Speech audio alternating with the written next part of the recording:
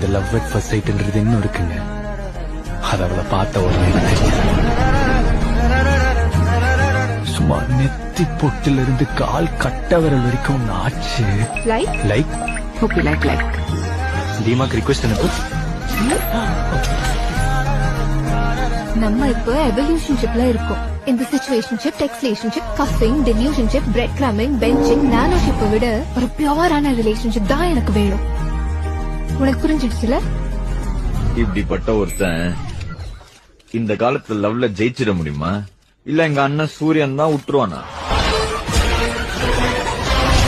Love insurance company.